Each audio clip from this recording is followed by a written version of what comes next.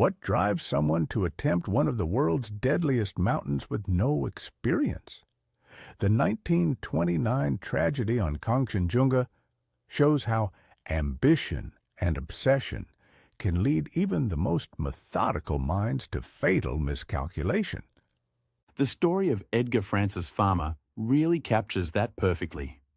Here's a Standard Oil Company executive who studied mountaineering extensively, but had only climbed in the Rockies, suddenly deciding to tackle the world's third highest peak alone. What makes this intriguing is how meticulously he planned the deception.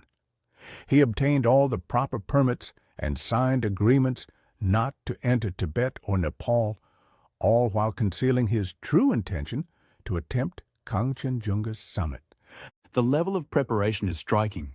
He clearly wasn't acting on impulse. He'd studied mountaineering extensively and planned every detail, except for the most crucial part, actually having the necessary experience. And you know what's? It turned out to be a horror story. When his party reached their camping spot on the Yalung Glacier, they discovered the graves of climbers who had perished there in 1908. It's like the mountain itself was sending a warning. That moment in the story is the red flag. Finding those graves must have created an eerie atmosphere. How do you think someone pushes past such an obvious warning sign? Well, it speaks to a psychological phenomenon we often see in climbing accidents, what experts call summit fever. The goal becomes so all-consuming that warning signs are rationalized away. Farmer had actually shown concerning behavior earlier, disappearing alone for hours near Gicha La. The contrast between his preparation and his judgment is really striking. He had top-quality equipment for himself, but his experienced Everest porters were poorly equipped for the conditions. That's right. And let's talk about those porters for a moment. These weren't novices. They were veterans of Everest expeditions. When they're telling you it's too dangerous to continue, that should carry significant weight. The sequence of events on that final day really shows how tragedy unfolds one small decision at a time. Exactly. First, he promises to turn back by noon when his Sardar warns about the dangerous conditions. Then, when a porter slips and can't continue, instead of taking it as a final warning, he uses it as an opportunity to break away, claiming he's just going a little higher for photographs. And those loyal porters stayed there watching for him until hunger forced them to descend, nearly 2 days later. They even tried signaling with electric torches and fuel at night. That last reported sighting of him is particularly haunting.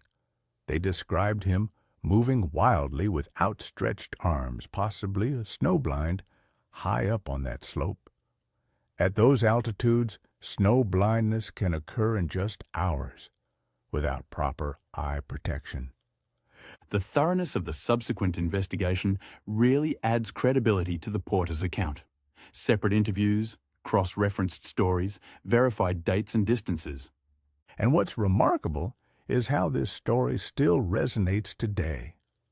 Despite all our technological advances, GPS, satellite phones, weather forecasting, we still see these same patterns of behavior leading to tragedies on major peaks.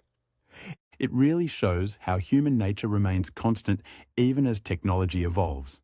The desire to achieve something extraordinary can still override common sense. There's also something particularly poignant about how this affected his mother. Imagine losing your only son to an ambition he never even shared with you. The secrecy of his plan added another layer of tragedy to the whole situation.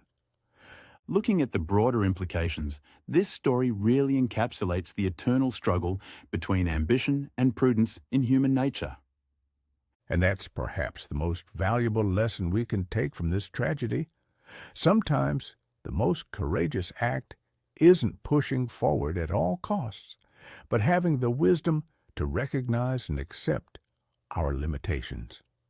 In any challenging pursuit, success depends not just on physical preparation and determination, but on the wisdom to know when to turn back. That's such an important point.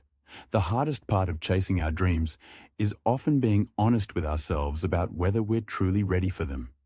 And perhaps that's Farmer's lasting legacy, not just as a cautionary tale for mountaineers, but as a broader lesson about the delicate balance between ambition and judgment in pursuing our goals, whatever mountain we're trying to climb.